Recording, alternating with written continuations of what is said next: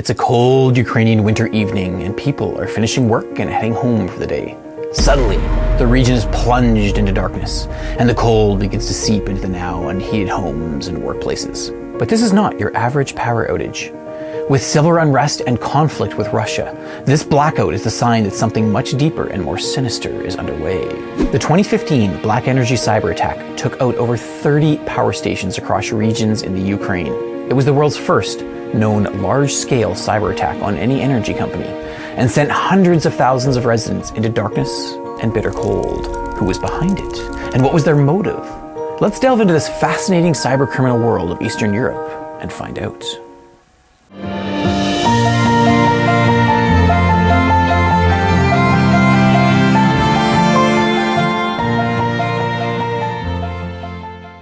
On December 23, 2015, an early Christmas present was about to be delivered to thousands of people across the Ukraine.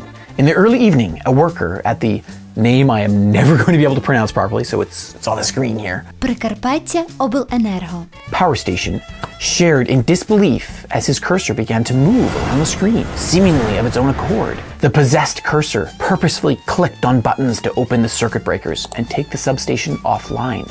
While wondering if he was going insane, he desperately tried to regain control, but to no avail. Then suddenly he was logged off and unable to log back in as the hackers had changed his password. One after another, about 30 substations were taken offline at Прикарпаття-Обленерго. But it didn't stop there. Hackers simultaneously targeted 2 other power stations, bringing the total number of substations offline to about 60. More than 230,000 residents were suddenly in the dark. Backup power systems were also disabled at 2 of the distribution centers, leaving the operators to bumble around in the pitch black while trying to get the power back up. At around 5 p.m., Прикарпаття-Обленерго posted an announcement on their website that they were aware of power outages and were working frantically to figure out the cause. Half an hour later, a piece of malware called KillDisk, a component of BlackEnergy malware, wiped data from essential system files, rendering computers inoperable.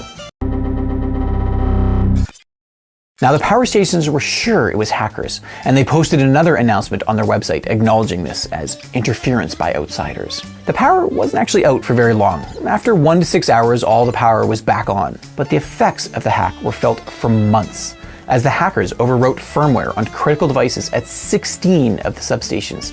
This meant operators had to control the breakers manually for months after the incident. And it also made a lot of people wonder, what were the implications of an attack like this? What could hackers do the next time? And how much more severe could it be? But let's back up and gain some context. The backdrop to the cyber attack was a time of huge civil unrest in south and eastern regions of Ukraine. 2014 was a pretty crazy year for Ukraine. Russia annexed the Ukrainian territory of Crimea through military intervention. There was war with Russia in the Ukrainian region of Donbass. And there was the 2014 Ukrainian Revolution. There were violent protests, the government was overthrown, and the Ukrainian president ousted. All of this was part of a broader Russo-Ukrainian war and general unrest in the east of the country. We're talking about a very volatile environment, not your typical boring time of peace and prosperity. Add to that Russia's strong interest in energy supplies in Ukraine. They held a monopoly on the gas supply in Ukraine and had been using energy and gas as a coercive tool for decades. Sick of this tactic, Ukraine was searching for ways to gain energy independence from Russia. While Russian tanks were crossing physical borders into eastern Ukraine in the spring of 2014, Russian-affiliated hackers were wreaking havoc on Ukraine's IT systems to create chaos and a smokescreen. Hacking became a huge part of the conflict between Russia and Ukraine during this time. And it's not hard to imagine that meddling with critical infrastructure, such as taking down power grids, could be part of a bigger picture. Cyber warfare type strategy. Did Russia perhaps attack the electrical grid to destabilize the region and prevent development of their own energy sources? One wonders. Ukraine became a hive of hacker activity and a testing ground for new kinds of cyber attacks. There are a few factors that came together to make it the perfect storm for cyber criminal activity. A lot of pirated software was used in the Ukraine, making companies more vulnerable to attacks, as they don't have the security updates of legitimate software programs. Ukraine is simultaneously connected to a lot of European interests, making Ukraine a sort of backdoor into the rest of Europe. These factors combined with political tensions and unrest has made Ukraine a hacker's paradise. A report released by malware research firm FireEye in 2014 showed that as the Crimea crisis progressed, there was a huge surge in Russian and Ukrainian malware activity, even as activity in the rest of the world was in decline. The Sandworm team, known for their sophisticated and high-impact cyber operations, may have been behind the 2015 Ukrainian energy company hacks, working on behalf of the Russians. Ukrainian officials pointed their fingers squarely at Russia, though, as usual, it's difficult to pinpoint actual evidence. However, it's not too hard to connect the dots and conclude Russia's involvement. Russia had been using cyber operations for espionage and sabotage for decades, alongside traditional military force and political and economic pressure. This hybrid warfare tactic is used to exert control and cause maximum uncertainty and confusion for civilians. While Russia states they did not engage in any offensive cybersecurity activities, I'm hesitant to take them at their word on that one.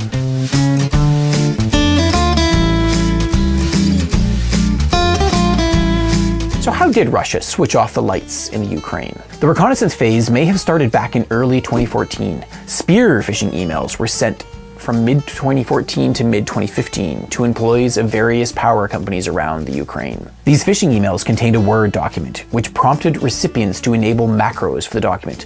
Never enable macros. And those who were fooled ended up with the BlackEnergy 3 on their devices.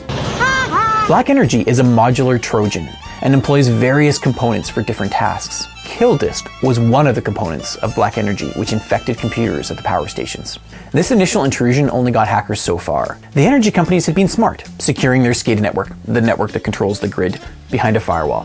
For months, the hackers engaged in reconnaissance, exploring and mapping the networks. They gained access to Windows domain controllers, where users' accounts for networks are managed, and harvested worker credentials. This included VPNs, where that workers used to log into the SCADA network remotely. All this hard work paid off, as the hackers eventually got into the SCADA network through the VPN connections. And here's where things get really epic.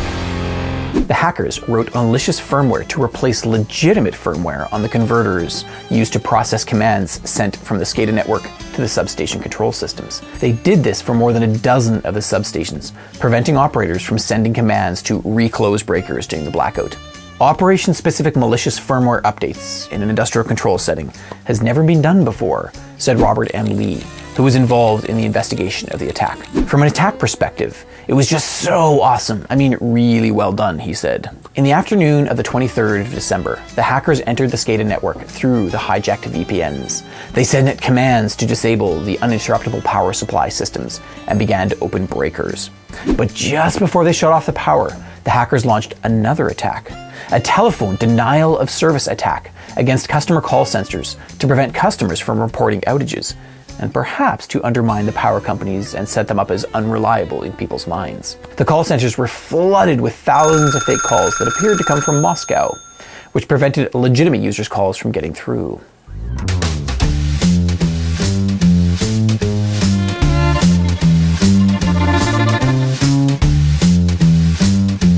Some people might remain skeptical about cyber warfare being a reality, but with Russia and Ukraine engaged in what seems like a tit-for-tat cyber attack battle, it doesn't seem so far-fetched anymore. Expert Kenneth Gears is willing to put money on it. The conflict in Ukraine appears to have all the ingredients for cyber war, he said. I bet you this is to some degree showing that these governments are using computer network operations in order to fulfill national security objectives. Attacks on infrastructure like power stations might become a more common tactic during conflicts. And these companies and government agencies need to be prepared for the possibility of such an attack. The control systems at these power companies were surprisingly more secure than expected, with firewalls in fact in place to segment the network. But the workers logging into SCADA systems remotely weren't required to use two-factor authentication, which allowed the attackers to gain access to the systems that controlled the breakers by hijacking credentials. By having two-factor authentication in place, the hackers might not have gained access to such a crucial area. While the systems were protected with robust firewalls, some basic security measures had been totally neglected. If the basic measures aren't in place, it doesn't matter how advanced your firewall is.